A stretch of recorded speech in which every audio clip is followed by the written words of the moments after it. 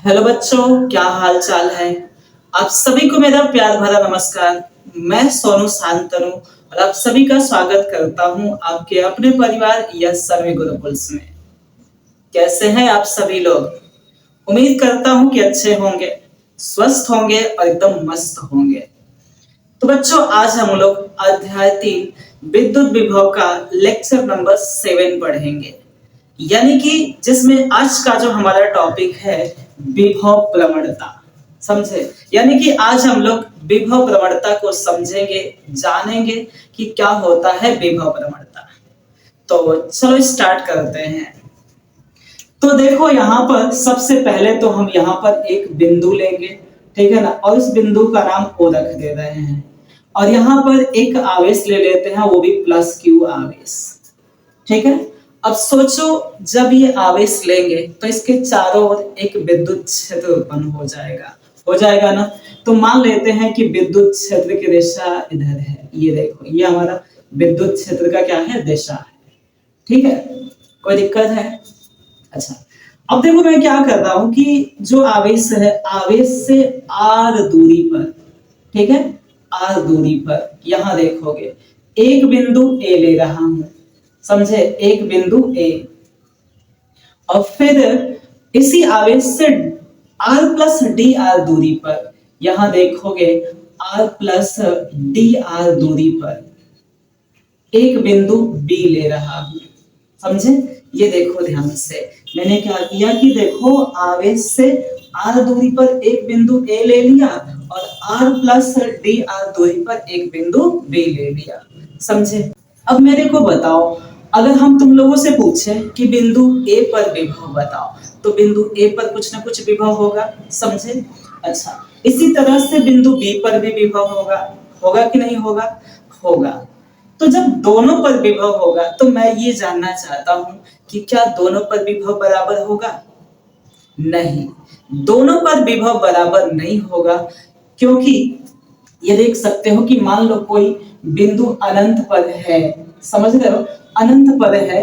अनंत से मान लो जब ए बिंदु पर लेके आएंगे और बी बिंदु पर लेके आएंगे तो अलग अलग कार्य करना पड़ेगा।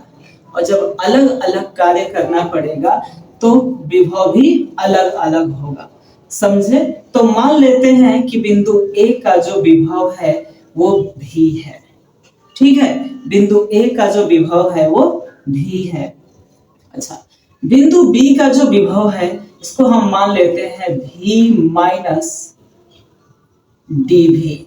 ठीक है, क्या मान लेते हैं, भी माइनस डी भी मान लेते हैं, क्योंकि दूरी बढ़ने से विभव घटता है। समझे। तो अब देखो यहाँ पे हमने यहाँ पे क्या दिखाने की कोशिश किया तुम लोगों को। देखो, अगर दूरी में मैं परिवर्तन कर रहा हूं तो इसके विभव में भी परिवर्तन हो रहा है। हो रहा है कि नहीं हो रहा है। तो यहां देखो, तो विद्युत क्षेत्र की दिशा में दूरी परिवर्तन के साथ जो विभव में परिवर्तन होता है उसे ही हम विभव प्रवणता कहते हैं। बात समझ रहे हो। देखो यहाँ पे आवेश के कारण विद्युत क्षेत्र उत्पन्न हुआ। ठीक है ना, आवेश के कारण विद्युत क्षेत्र उत्पन्न हुआ। और इस विद्युत क्षेत्र की दिशा में अगर हम दूरी परिवर्तित कर दे, ठीक है ना, यानी अलग अलग बिंदु ले ले तो उनके विभव में भी परिवर्तन होगा। और उसी विभव परिवर्तन को हम क्या बोलते हैं, विभव प्रवणता कहते हैं। यानी हम कह सकते हैं कि बिंदु आवेश के कारण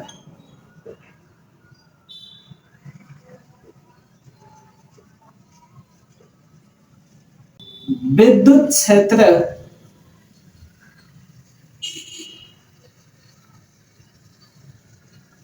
की दिशा में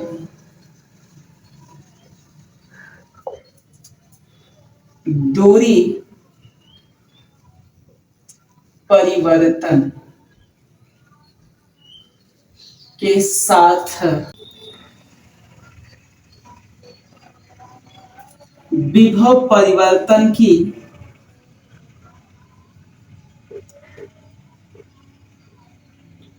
दर को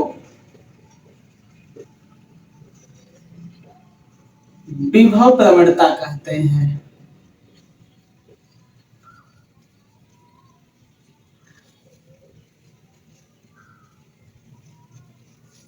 ठीक है, बात समझ में आया। अब मान लेते हैं कि माना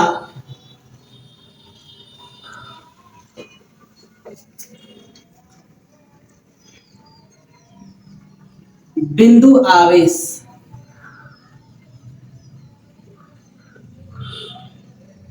प्लस क्यू से, ठीक है, आर तथा आर प्लस डी आर दूरी पर, ठीक है, बिंदु ए तथा बी का विद्युत विभव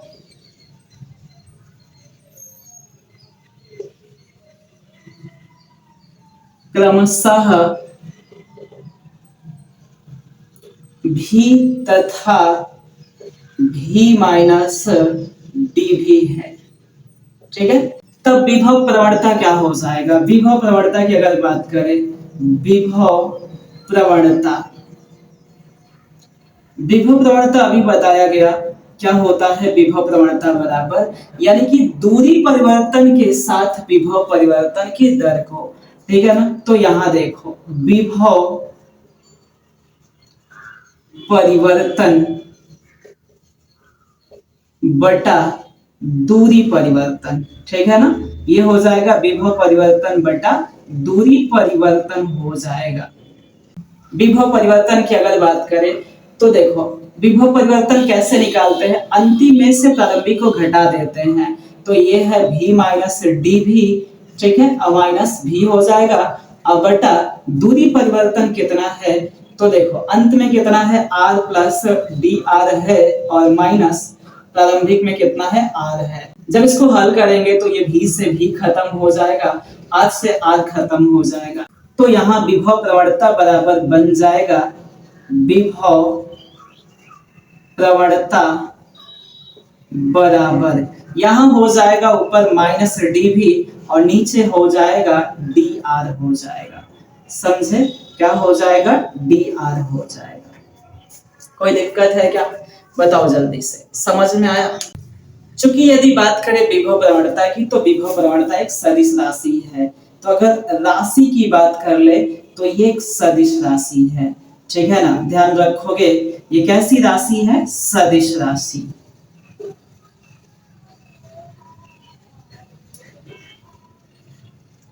अगर ये सदिश राशि है तो इसकी दिशा भी होगी, तो इसकी जो दिशा होती है निम्न विभव से उच्च विभव की ओर होती है। समझे? इसकी जो दिशा, अगर दिशा की बात कर ले, दिशा, दिशा जो होती है निम्न विभव से उच्च विभव की ओर होती है। ये बात ध्यान रखना। अगर विभव प्रवणता की बात करें तो इसकी जो दिशा होती है निम्न विभव से उच्च विभव की ओर होती है। समझे? अच्छा, इसके मात्रा की बात कर ले। अगर हम इसके एसआई मात्रा की बात करें तो एसआई मात्रा क्या होगा इसका? एसआई मात्रक देखो यहां पे, अगर इसके एसआई मात्रा की बात करें तो देखो यहाँ पे डी भी, ये हमारा विभव है, तो विभव का मात्रक होता है वोल्ट, और नीचे दूरी है और दूरी का मात्रक होता है मीटर। इसका मतलब इसका मात्रक हो जाएगा वोल्ट पर मीटर, वोल्ट पर मीटर, ठीक है। ये ध्यान रखना, ये विभव प्रवणता का एसआई मात्रक है। यहाँ पे अब हम थोड़ा बात करेंगे एम के एस पद्धति में मात्रक की। एम के एस ए पद्धति में मात्रक, ठीक है। अगर इसके एम के एस पद्धति में मात्रक की बात करें तो इसका एम के एस पद्धति में मात्रक होता है किलोग्राम मीटर सेकंड पर घात -3 और एम्पियर पर घात -1 होता है, ठीक है। ये ध्यान रखोगे, ये विभव प्रवणता का एम के एस पद्धति में मात्रक होता है। जब एमकेएस से पद्धति में मात्रक पता चल गया तो बीमीय सूत्र भी निकाल सकते हैं। बीमीय सूत्र, अगर इसके बीमीय सूत्र की बात कर ले तो क्या होगा बीमीय सूत्र? देखो, किलोग्राम को हम एम से लिखते हैं, मीटर को एल से लिखते हैं, सेकंड को टी से, घात -3 लगा दो, और एम्पियर को ए से लिखते हैं -1। तो ये हो जाएगा विभव प्रवणता का बीमीय सूत्र। समझे? तो चलो इसको स्क्रीनशॉट कर लो।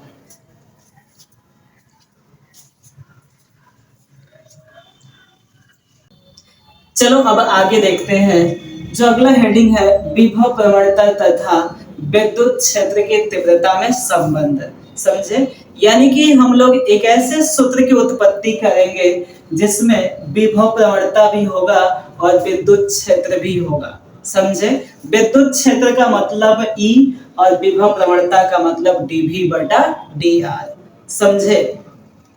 मान लेते हैं कि यहाँ एक विद्युत क्षेत्र है, ठीक है, ये विद्युत क्षेत्र की दिशा है, ठीक है, और O बिंदु से R दूरी पर, कितनी दूरी पर?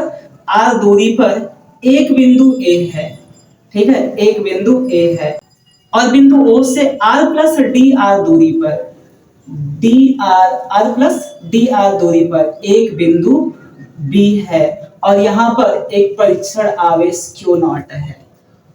अब हम परीक्षण आवेश को बिंदु B से A तक विस्थापित करेंगे।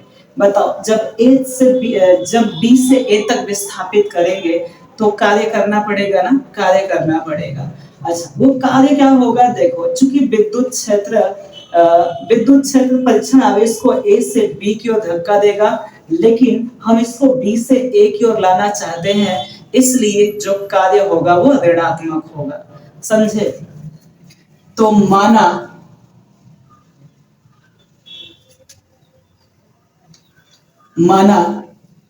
परीक्षण आवेश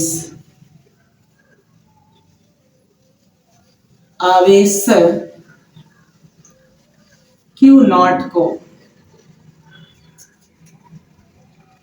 विद्युत क्षेत्र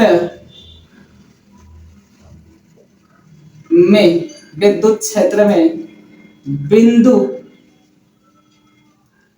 B से A तक dr दूरी विस्थापित किया जाता है।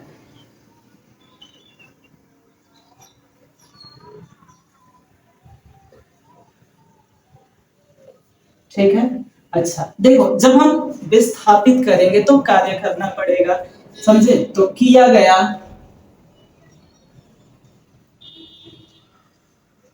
अल्प कार्य, चूंकि विस्थापन अगर थोड़ा सा है तो कार्य भी थोड़ा सा ही होगा, यानी कि कार्य भी अल्प होगा। तो कार्य को हम dw मान लेते हैं, ठीक है ना? क्या मान लेते हैं? dw। अब कार्य बराबर होता है बल गुणे विस्थापन। तो यहाँ देखो, ये हो जाएगा Q0 इंटू E, लेकिन यहाँ विस्थापन हो रहा है, तो अगर बल A से B की ओर लग रहा है और विस्थापन B से A की ओर हो रहा है, तो इसका मतलब हम जो विस्थापन लेंगे माइनस में लेंगे। ठीक है ना? तो यहाँ पर ये हो जाएगा dw बराबर -Q0 E इंटू dr हो जाएगा। इसको हम समीकरण नंबर 1 मान लेते हैं। बात समझ में आया? अच्छा, अब देखो यहाँ, अब हम लोग जानते हैं विभवांतर की परिभाषा से। विभवांतर की परिभाषा से क्या होता है? विभवांतर की परिभाषा से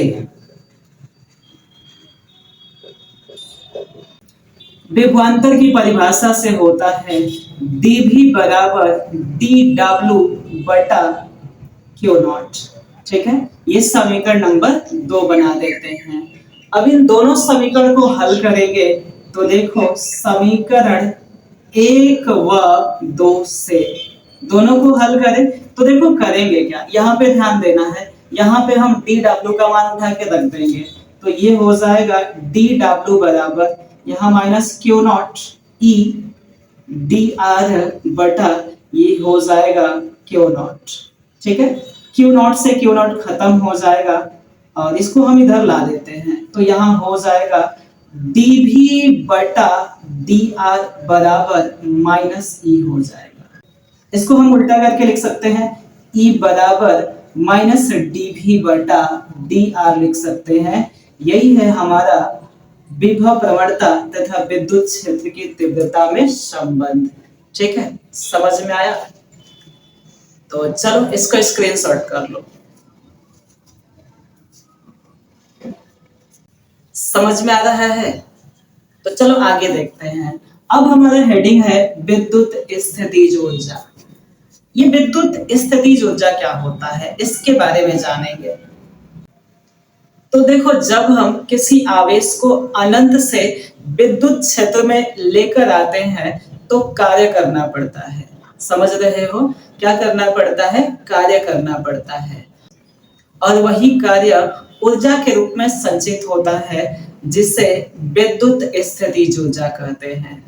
बात समझ रहे हो? यानी कि जब हम किसी आवेश को अनंत से विद्युत क्षेत्र में लेकर आते हैं तो एक कार्य करना पड़ता है, और वही जो कार्य है ना, ऊर्जा के रूप में उस निकाय में संचित हो जाता है, इकट्ठा हो जाता है, और उसी ऊर्जा को विद्युत स्थितिज ऊर्जा कहते हैं। समझे? तो यहां देखो, जब किसी आवेश को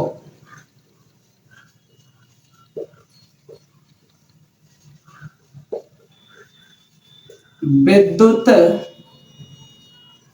क्षेत्र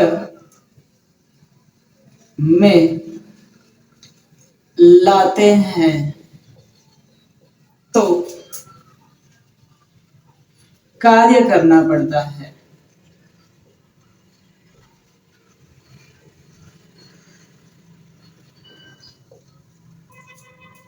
और वही कार्य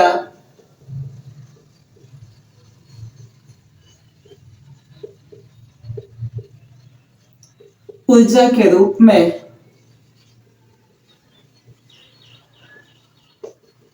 संचित होता है,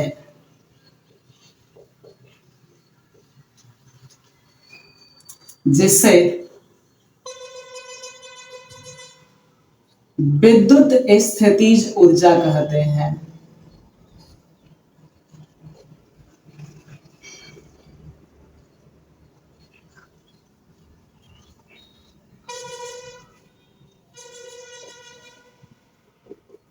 ठीक है, समझ में आया? अच्छा देखो, स्थितिज ऊर्जा को हम कैपिटल यू से प्रदर्शित करते हैं। इससे यू से प्रदर्शित करते हैं।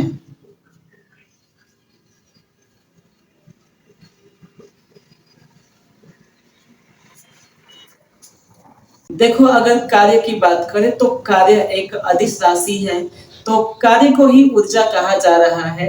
इसका मतलब कि ऊर्जा भी एक अदिश राशि है। तो यहाँ पे देखो, अगर बात करें ऊर्जा की, तो ये कैसी राशि है? तो इसके राशि की बात करें तो ये एक अदिश राशि है। ठीक है ना? अदिश राशि होने का मतलब इसकी कोई दिशा नहीं होती है, यानी इसको मापने के लिए दिशा की आवश्यकता नहीं होती है। समझे? अगर इसके मात्रक की बात कर ले, अगर इसके एसआई मात्रक की बात कर ले, एसआई मात्रक की, तो इसका जो एसआई मात्रक होता है वो जूल होता है। ठीक है? क्या होता है? जूल होता है। इस बात को ध्यान रखना। अच्छा, अगर इसके एमकेएस से पद्धति में मात्रक की बात करें, एमकेएसए पद्धति में मात्रक, अगर इसके एमकेएस से पद्धति में मात्रक की बात करें तो इसका एमकेएस से पद्धति में मात्रक होता है किलोग्राम मीटर स्क्वायर सेकंड पर घात -2 होता है। ठीक है, ये याद रखोगे। अच्छा, जब एमकेएस से पद्धति में मात्रक अगर पता चल गया तो हम बीमीय सूत्र भी निकाल सकते हैं। तो इसका बीमीय सूत्र होगा, बीमीय सूत्र किलोग्राम को एम से लिखते हैं, मीटर को एल से, स्क्वायर है तो स्क्वायर लगा देंगे, सेकंड को टी से लिखते हैं, -2 है तो 2 लगा देंगे। ठीक है, तो ये रहा बीमीय सूत्र। समझ में आया? तो चलो इसको स्क्रीनशॉट कर लो।